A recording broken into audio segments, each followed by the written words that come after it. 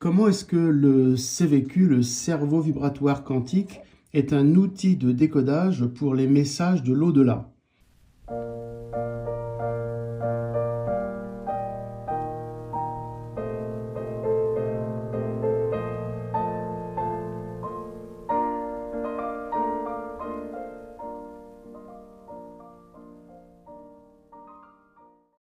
Donc, nous avons bien sûr plusieurs dimensions qui sont superposées les unes dans les autres et les unes à l'extérieur des autres.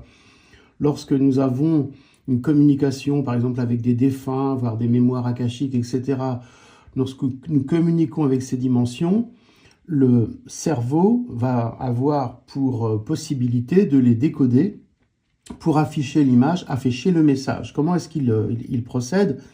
Admettons que ça soit la nuit, eh bien, vous avez un rêve, donc des personnes qui veulent vous envoyer un message. Donc, vous voyez, alors là, c'est le cerveau, d'accord? Et là, bon, j'ai fait comme une sorte de champignon, vous voyez, donc c'est un nuage dans lequel il y a des mémoires akashiques, des mémoires de l'au-delà, des mémoires de défunts, des mémoires bienveillants, d'archanges, etc., qui veulent vous envoyer un message. Donc, le souci, c'est que lorsqu'ils sont dans cette dimension-là, ce n'est pas notre dimension à nous, on va dire neuronale. Même le CVQ est dans une dimension intermédiaire.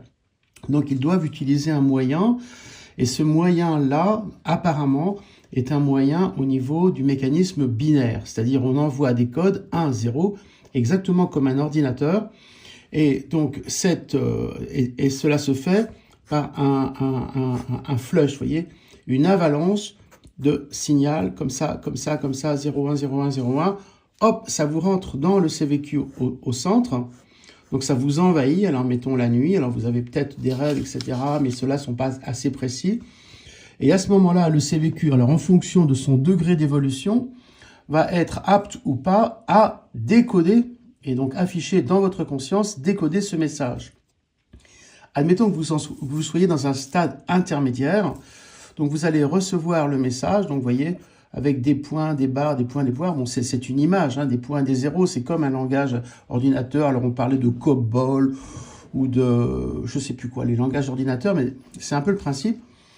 Et à ce moment-là, comme le CVQ au centre, donc n'oublions pas le cerveau alchimique, hein, au centre, donc centre de la pulsation, ne va pas être capable de bien décoder parce que ça vient dans une autre dimension, dans un autre langage codé, il va avoir du mal. Donc, dans un premier temps, lorsque, par exemple, on repense aux rêves prémonitoires, aux rêves d'information plutôt, aux messages, vous allez avoir tout un tas de mouvements dans tous les sens qui font penser un peu à ce qu'on appelle l'entropie, c'est-à-dire ça vous bouscule votre énergie, ça vous bouscule vos molécules, ça vous bouscule votre cerveau alchimique, et cela va créer plutôt comme un malaise, et admettons, on va se réveiller un peu embrumé, on ne sait pas trop, mais vous aurez eu cet implant à l'intérieur de vous, et cet implant va être obligé, enfin, avoir la nécessité d'être décodé, si vous voulez, de sortir en conscience.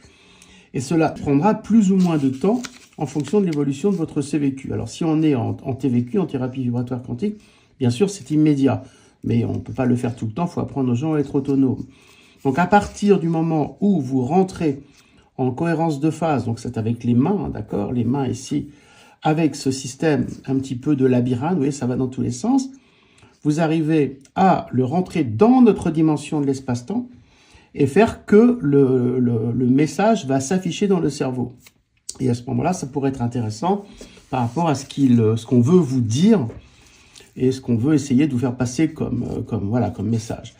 Donc, on a plusieurs mécanismes qui arrivent à la conscience. Donc, je vous en décris un. Donc, le stade intermédiaire entre vous voyez, ça, j'appelais ça les biofréquences de torsion. Ceux qui lisent ou qui liront les livres, les premiers livres, hein, c'était déjà décrit.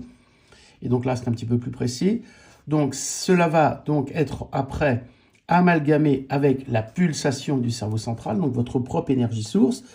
Et cela va créer un substrat énergétique qui va vous sortir la force du message. Dans un premier temps, on pourra avoir une première ondulation sur le côté, et cette ondulation, on va la faire un peu comme un S, va arriver en surface, donc va s'amalgamer avec le mécanisme Médusa. Vous voyez ici, c'est le mécanisme Médusa. Et à ce moment-là, l'information de cet autre espace-temps va rentrer dans votre dimension à vous, dans votre espace-temps à vous, dans le nôtre en fait, mais le CVQ étant l'intermédiaire, il va vous le décoder et vous l'amener en conscience dans tout votre cerveau. À ce moment-là, le cerveau va être enrichi de la mémoire et cela va vous aider dans votre destin, dans votre destinée, dans votre façon de vivre, etc. Donc, à partir de ce moment-là, la technique est finie. On peut juste rajouter à l'intermédiaire, c'est un déséquilibre. On sait qu'après une séance de biopsie, enfin de TVQ, on a souvent le squelette en décalage. C'est pour ça qu'il faut connaître l'ostéopathie pour le remettre. Alors pourquoi? Quand on veut pénétrer quelque chose, il faut ouvrir, dissocier, vous voyez, faire un déséquilibre pour que l'énergie puisse pénétrer. À ce moment-là, quand vous déséquilibrez, vous avez une possibilité de rentrer quelque chose d'autre que votre identité à vous qui est bien fermée, vous voyez, bien fixée. Et à ce moment-là, vous pouvez avoir, mais il ne faut pas que ça reste en déséquilibre. Après, il faut le refermer. Alors, au sujet de ce déséquilibre, ceux qui reçoivent ces informations, sans savoir, sans arriver à rééquilibrer, restent tordus. On peut très bien dire, cette personne, elle est tordue. Oui, parce qu'elle reçoit des choses, elle ne les décode pas, mais en prime de ne pas les décoder, en plus, elle a son système cérébral, ostéopathique subtil, cortical, qui reste tordu. Et à ce moment-là, vous êtes en déséquilibre, vous n'arrivez pas à vous garder une uniformité pour avoir votre axe directionnel, etc. Donc c'est important. Et pour terminer, la psychiatrie, pour moi, vient, je dirais, à plus de 90% de ce mécanisme-là non décodé. C'est-à-dire, les gens sensibles, ultra sensibles, reçoivent un message, peuvent pas le décoder, donc éventuellement, ils décodent par des voix, ils décodent par... Oui, ça peut prendre un peu le mécanisme de la voix, vous voyez, sauf que c'est brinque-ballant, c'est bâtard. Il vaut mieux en pulsation, en mécanisme binaire de pulsation, 0 et 1, et le décoder comme je vous ai dit. Donc voilà, au niveau de la psychiatrie, pourquoi est-ce qu'on a un cerveau qui peut dérailler à cause de messages qui viennent de l'au-delà? Et j'avais dit que je terminerai, non. Les signes astrologiques les plus sensibles à ce mécanisme-là sont les signes de la balance. Et je remarque, avec les demandes que j'ai en ce moment, en général, qu'il y a beaucoup d'autistes, beaucoup d'enfants ultrasensibles et des personnes ultrasensibles, alors, qui sont informées ou pas informées, qui sont du signe de la balance ou qui ont des planètes importantes en balance. La balance, on le sait, c'est bien entendu le signe de l'équilibre, mais aussi le signe du déséquilibre. Par exemple, dans la psychostasie, donc c'est dans le livre des morts égyptien, on montre bien la pesée des âmes et on le montre avec une balance, vous voyez, on pèse l'âme et tout ça. C'est quelque part, je pense pour moi, le message, est-ce qu'on a pu décoder le message qui vient de l'au-delà, l'affiner et faire un nouveau substrat pour qu'une fois qu'on meurt, notre travail soit en adéquation avec les grandes circonvolutions akashiques qu'il y a autour du cerveau, autour de nous, autour de la Terre, autour du cosmos. Donc les autres dimensions. Donc le signe de la balance est un signe sensible et je terminerai là-dessus. Et c'est assez curieux parce que le signe de la balance que l'on voit représenté ici, le signe de la balance stylisé, ressemble à un oméga. L'oméga nous ramène au chrisme, donc au message du chrisme que je vous affiche, qui est le message christique donc de l'alpha et l'oméga. Et l'oméga, pour moi, correspond au cerveau vibratoire poulpe, donc le CVQ supérieur, et l'oméga, et l'alpha, au sacrum, puisque c'est un triangle. Donc majuscule, minuscule, on fait son choix. Donc voilà, je pense à un message en langage des oiseaux.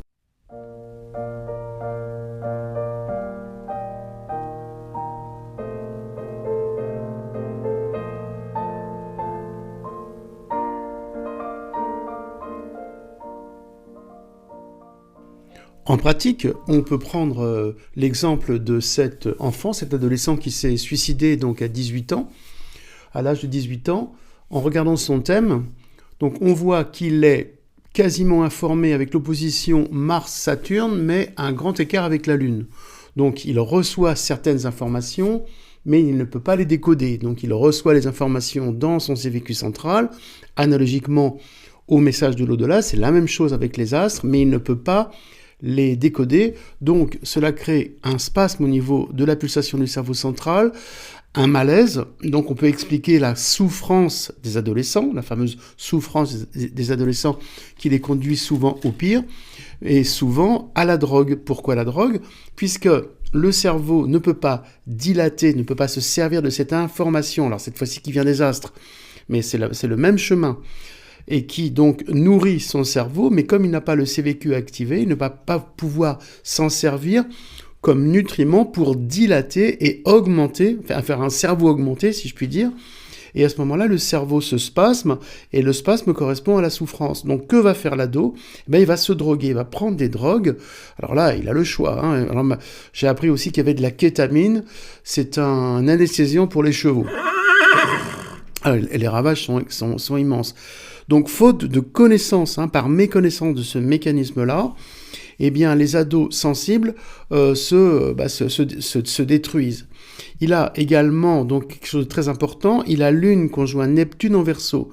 Lune conjoint Neptune, comme Soleil conjoint Neptune, c'est la drogue, c'est l'affinité à la drogue. Donc, vous voyez, il était déjà programmé pour se droguer. Mais quand on ne se drogue pas, quand on a ce mécanisme, cette conjonction, on est plus projeté vers l'au-delà. Vous voyez, on a plus de canaux d'ouverture. Comme c'est en Verseau, donc dans l'énergie du futur, il était branché avec des mécanismes plus subtils que les autres. Les lunes en Verseau, c'est formidable. En ce moment, ils ont le vent en poupe, forcément, ils ont plein d'idées et tout. Et comme il ne peut pas décoder par le système binaire dont je vous ai parlé, que je vous ai expliqué, comme il ne peut pas décoder, ça fait un embrouillamini. Ça fait une perturbation du cerveau central, et comme personne ne lui donne la réponse, il se flingue. J'ai appris là, comme j'avais vu ce cas-là, donc expliqué par la mère, on lui a fait de l'hypnothérapie, vous voyez, alors les psys de base, les psys plan-plan, révisés, allez, stop.